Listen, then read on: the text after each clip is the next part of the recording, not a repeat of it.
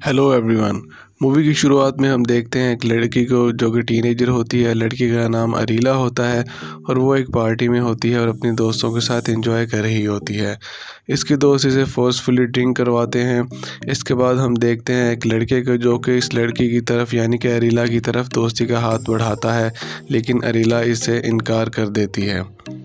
इसके बाद हम देखते हैं कि अरीला पार्टी में कंफर्टेबल नहीं होती क्योंकि वो अपने पेरेंट्स को बताकर नहीं आई होती। तो वो अपनी दोस्तों को घर जाने का कहती है, लेकिन कोई भी दोस्त इसकी बात नहीं मानती, जिसके बाद वो गुस्से में अकेली घर की तरफ रवाना हो जाती है। अरीला को सही तरह से कार ड्राइव करना नहीं आती होती, इसलिए वो पैदल ही रवाना हो जाती है ताकि मोटरवे से जाकर किसी से लिफ्ट ले सके और घर पहुंच सके। दूसरी तरफ अरीला के पेरेंट्स बहुत ज़्यादा परेशान होते हैं और बार बार इसे कांटेक्ट करने की कोशिश कर रहे होते हैं, लेकिन अरीला का मोबाइल फ़ोन बंद होने की वजह से उनका राब्ता इससे नहीं हो पाता, जिसकी वजह से वो मज़ीद परेशान हो जाते हैं।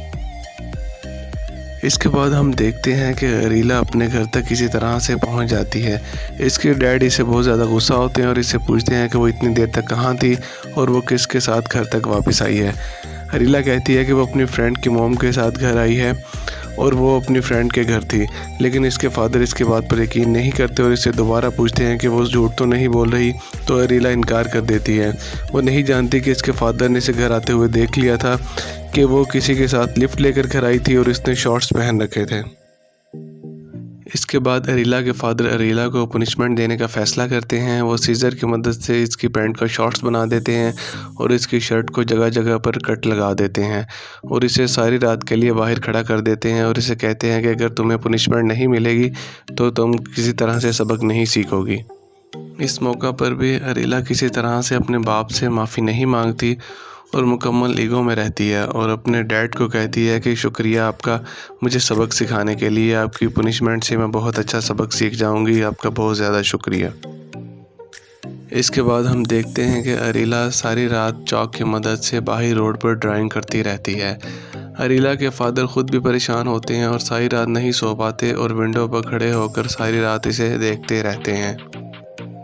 अगली सुबह हम देखते हैं कि अरीला घर वापस आ जाती है और अरीला के डैड जो कि आर्मी ऑफिसर होते हैं अरीला को वक्त की अहमियत के बारे में लेक्चर दे रहे होते हैं, लेकिन अरीला तवज्जो नहीं दे रही होती उनकी किसी भी बात पे। इसके बाद हम देखते हैं कि अरीला की मॉम अरीला का मूड ठीक करने के लिए इसे पिकनिक पर ले जा रही होती है। अरीला और उसकी मॉम के साथ अरीला की छोटी बहन भी होती है। पिकनिक स्पॉट पर पहुंचने के बाद ये तीनों बहुत ज़्यादा एंजॉय करती हैं और अरीला का मूड भी पहले से बहुत ज़्यादा बेहतर हो जाता है। इसके बाद हम देखते हैं कि घर वापसी जाते हुए अरीला गाड़ी ड्राइव कर रही होती है। रास्ता ख़राब आने पर अरीला की मॉम गाड़ी से नीचे उतरकर इसे गाड़ी निकालने में मदद फराहम कर रही होती है, लेकिन अरीला गलती से ब्रेक की बजाय एक्सीलेटर पर पाँव रख देती है, जिसकी वजह से गाड़ी जाकर अरीला की मॉम को लगती है। अरीला की मॉम के सर पर गहरी चोट लगती है। अरीला की मॉम की जान तो बच जाती है, लेकिन वो कोमे में चली जाती है। इसके बाद हम देखते हैं कि अरीला और इसकी छोटी बहन अपनी ग्रैंड माँ के घर पर होती हैं। खाना खाने के दौरान इसकी ग्रैंड माँ कहती है कि इस सारे वाक़े की ज़िम्मेदार वो है और इसकी वजह से इसकी माँ की ये हालत हुई है, जिस पर गुस्सा होकर अरीला खाना नीचे फेंक देती है और खाना खाए बगैर वहाँ से गुस्से से चली जाती है। इसके बाद हम देखते हैं कि अरीला अपने फादर के साथ बात कर रही होती है। इसके डैड भी कहीं ना कहीं इस सारे वाक़े के ज़िम्मेदार अरीला को समझते हैं। अरीला कहती है कि उसने 24 घंटों से कुछ नहीं खाया है और वो भूखी है, लेकिन इसके फादर इसके बात को इग्नोर करते हैं। इसके बाद अरीला कहती है कि वो अपने किए पर शर्मिंदा है और उसे उस चीज़ की पनिशमेंट मिलनी चाहिए, लेकिन इसके फादर कहते हैं कि इसकी पनिशमेंट इसकी माँ ही इसे ठीक होकर देगी। अरीला ख़ुद को पनिशमेंट देना चाहती है, इसलिए वो सिर्फ शॉर्ट्स और शर्ट पहनकर बाहर मोटरवे पर चली जाती है। वो चाहती है कि कोई इस पर बहुत ज़्यादा तशद्दुद करे और उसका रेप करे ताकि इसको इसके किए की पनिशमेंट मिल सके। इसके बाद हम देखते हैं कि गाड़ी आ रही होती है जिसके अंदर 4 लड़के सवार होते हैं और अरीला के पास रुकते हैं और इसको बैठने की ऑफ़र करते हैं, जिस पर फ़ौरन अरीला इनके साथ बैठ जाती है। वो लोग एक गेम खेल रहे होते हैं जिसमें अरीला को शामिल होने का कहते हैं, जिस पर अरीला फ़ौरन मान जाती है। इसके बाद हम देखते हैं कि अरीला गेम जानबूझकर हारने पर अपना टॉप उतार देती है ताकि लड़कों की तवज्जो उसकी तरफ हो सके। जैसे ही इनमें से एक लड़का कुछ करने के लिए अरीला की तरफ बढ़ता है तो अरीला को फ़ौरन वॉमिट हो जाती है, जिसकी वजह से वो लड़के इसे वहीं रोड पर उतार कर आगे रवाना हो जाते हैं। पैदल चलते चलते अरीला को सायरन की आवाज़ आती है, जिससे खौफज़दा होकर वो रोड से नीचे की तरफ उतर जाती है। जैसे ही वो रोड से नीचे उतरती है तो इसका पाँव एक ट्रैप में फंस जाता है, जिससे वो बहुत ज़्यादा कोशिश करने के बावजूद भी आज़ाद नहीं हो पाती। इतनी देर में हम देखते हैं कि एक लड़का जिसका नाम बेन होता है इसकी मदद करने के लिए वहाँ आ पहुँचता है। पहले इनकार करने के बाद अरीला मान जाती है और वो लड़का इसकी मदद कर देता है और अरीला को ट्रैप से आज़ाद कर देता है। ट्रैप से आज़ाद होने के बाद अरीला इसी लड़के के साथ रवाना हो जाती है। मंजिल पर पहुंचने के बाद अरीला को पता चलता है कि वो लड़का एक फार्मर है और वो उसे कहती है कि वो भी इसके साथ इसी के फार्म पर काम करना चाहती है, लेकिन वो लड़का इनकार कर देता है। बहुत सी कोशिशों के बाद अरीला उसे मनाने में कामयाब हो जाती है और वो लड़का इसे कुछ फार्मिंग के बारे में बताता है और उसे वहीं अपने साथ नौकरी पर रख लेता है। लेकिन हम जानते हैं कि अरीला का असल मकसद ये नहीं होता है, वो असल में ख़ुद को पुनिश करना चाहती है।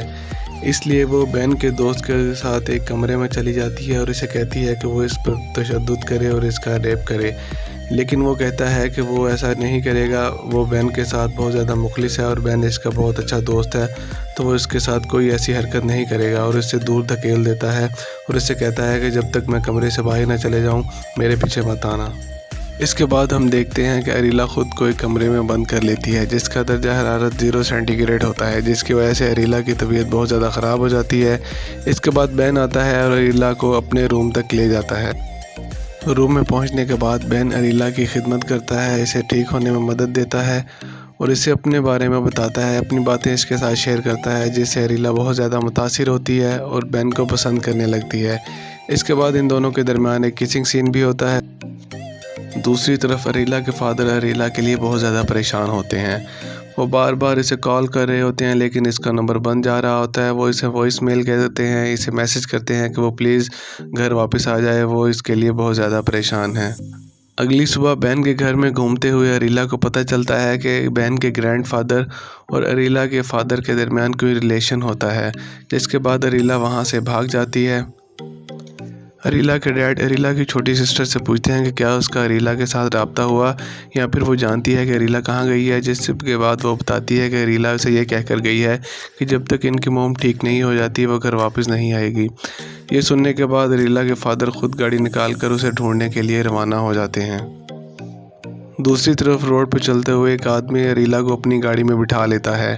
अरीला इसे भी कहती है कि वो इस पर तशद्दुद करे और इसका रेप करे, जिसके बाद वो आदमी अपनी गाड़ी को जंगल की तरफ ले जाता है। जंगल में गाड़ी रोकने के बाद जैसे ही वो अरीला के साथ कुछ करने लगता है तो उसे सायरन की आवाज़ आती है। वो गाड़ी से बाहर निकलता है और अरीला को गाड़ी से नीचे उतार देता है, जिसके बाद अरीला देखती है कि गाड़ी में इसके फादर होते हैं। इसके फादर इसके पास आते हैं, अरीला से बात करते हैं, इससे माफ़ी मांगते हैं और वो इसे कहते हैं कि वो अपना कसूर मानते हैं और आज के बाद ऐसा कुछ नहीं करेंगे। लेकिन अरीला कहती है कि नहीं, वो ख़ुद को पनिशमेंट देना चाहती है, वो अपने फादर के साथ वापस नहीं जाएगी।